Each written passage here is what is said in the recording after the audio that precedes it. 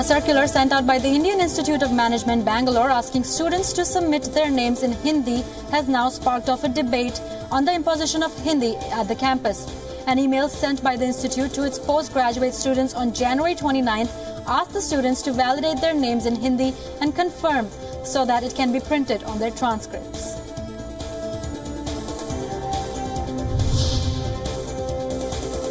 The BJP's biggest ally in the south, the Telugu Desam party of Chandrababu Naidu, is upset over the budget and has called an emergency meeting with party leaders on Sunday. Chandrababu Naidu, the Chief Minister of Andhra Pradesh, is extremely disappointed that Finance Minister Arun Jaitley's budget did not address the state's needs.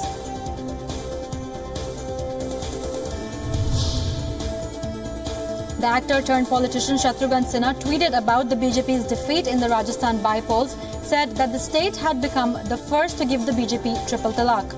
The politician tweeted about the BJP's loss, and in another tweet, he warned that the party over its defeat in Rajasthan, saying that the time has come for the BJP to wake up.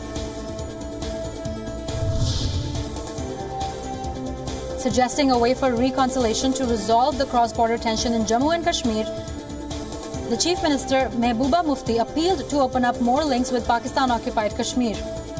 The Chief Minister recommended opening up of new areas like tourism, disaster management. India's Foreign Minister Sushma Swaraj called on Nepal's President Vidya Devi Bhandari in Kathmandu on Friday. The duo exchanged views on advancing the multi-dimensional relationship between the two countries. Swaraj also met Nepal's Prime Minister Sher Bahadur Deoba. She's on a two-day visit to Nepal in an effort to reach out to the country's political leadership ahead of the formation of a new government by a communist alliance. Swaraj is the first senior minister from India to visit the neighboring nation after Nepal's elections. Let's move on to some international news now. U.S. Secretary of State Rex Tillerson's first tour of Latin America got off to a rocky start, with U.S. ally Mexico distancing itself from Tillerson's remarks. Tillerson suggested that Venezuela's President Nicolas Maduro could be toppled by his own military. Both Maduro and his defense minister condemned the comments. And even Mexico said that it did not support any non-peaceful solution in Venezuela, which is engulfed in a political and economic crisis.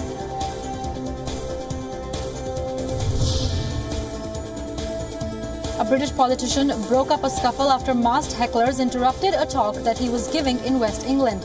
Conservative MP Jacob Rees-Mogg was about to start a talk at the University of West of England in Bristol when a group of masked protesters entered the room and started heckling him. Rees-Mogg is a hardline Brexit campaigner and leader of an influential parliamentary group in Prime Minister Theresa May's Conservative Party.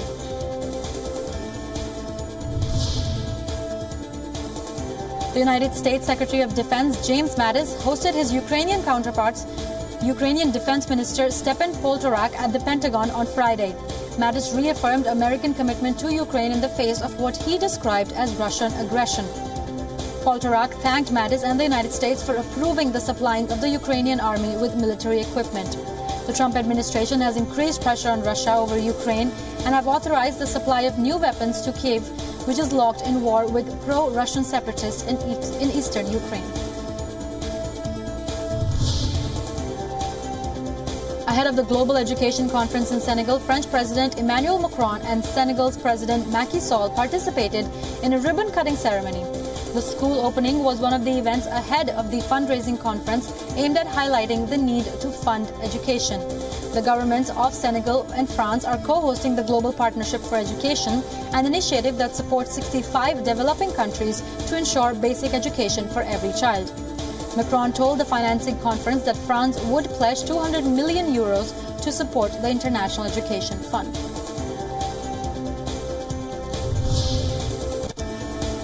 Some 10,000 local residents were evacuated from villages along the Pilcomayo River in northwestern Argentina on Friday due to heavy rains and flooding.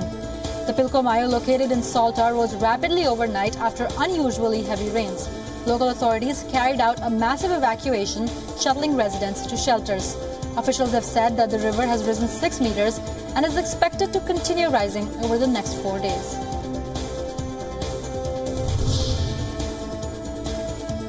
Britain's Prince William and his wife Kate visited Norwegian ski slopes and attended an after-school skiing program for children on Friday.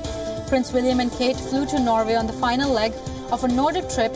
Prince William, second in line to the throne, is also a relative of Norway's King Harald, as both descend from Britain's Queen Victoria.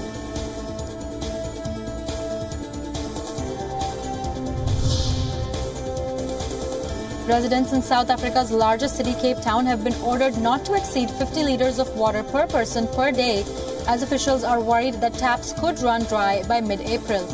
Hotels in the popular tourist spot have asked guests not to use baths and take short showers, while some restaurants are switching to disposable cups and ditching table linen to reduce the need for washing.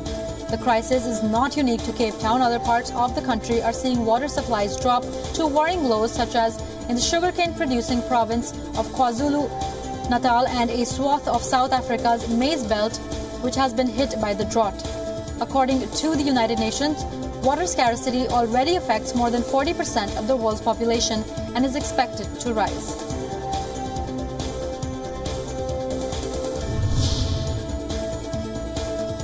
Prominent Swiss academic Tariq Ramadan, a professor of Islamic studies at the University of Oxford, has been taken into custody by French police following accusations of rape. The source said a preliminary investigation was opened after 2 complaints were filed against Ramadan, a well-known figure in the Middle East. Ramadan took a leave of absence from Oxford last November after 2 women filed complaints in France alleging rape. He has denied the allegations and filed a complaint for slander against author Henda Ayari, one of his accusers.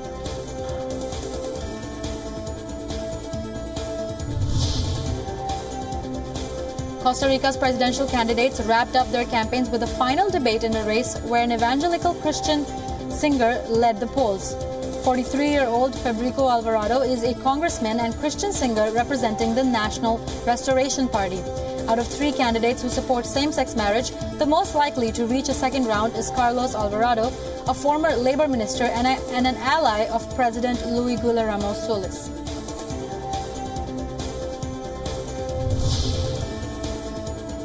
Russian automobile enthusiasts staged a flash mob which brought the spirit of the Olympics in the Far East to Russia's most western city of Kaliningrad.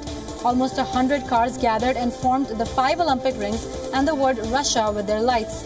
The flash mob was meant to support the Russian Olympians, who will have to perform as neutral athletes after the national team was barred over doping allegations.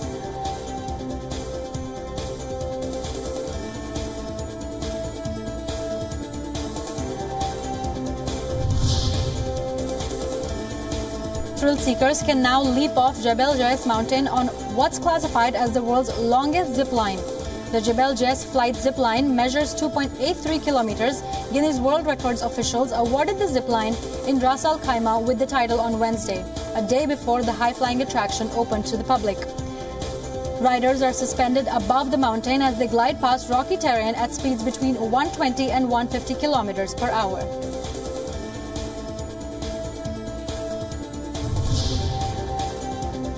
The Russian Olympic Committee has asked the International Olympic Committee to overturn the ban on Russia for the 2018 Winter Olympics in South Korea this month. This follows a judgment by the Court of Arbitration for Sports, or the CAS, overturning the life ban imposed on 28 Russian athletes for state-sponsored doping at the 2014 Olympics in Russia. The IOC suspended Russia from the Winter Olympics in December 2017.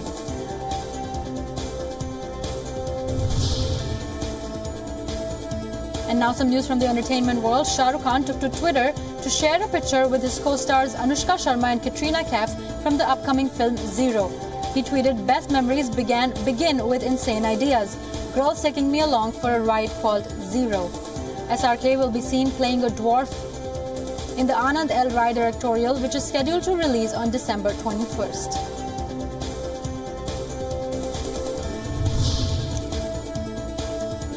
Actress Amy Schumer has said that she was flat out raped while talking about her first sexual encounter. She added that her first sexual experience, which was when she was in her late teenage years, wasn't a good one. Amy Schumer has been a vocal advocate of women's rights.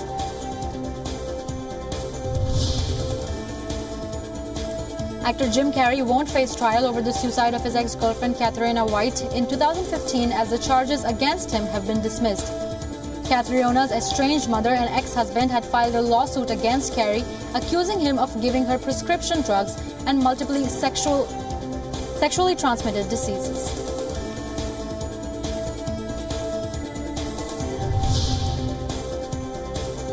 Actress Anushka Sharma shared a series of pictures of her husband Virat Kohli on her Instagram stories after he scored his 33rd ODI 100 in South Africa on Thursday. In one of the stories, Anushka wrote, "What a guy," followed by a heart emoji. Notably, this is the Indian cricket team captain's first ODI century in South Africa. Actor Kamal Hassan has said that he is not anti-Hindu and that he viewed Christianity and Islam in a similar manner. Stating that his brother and daughter were religious, he added, "How could he be anti-Hindu?"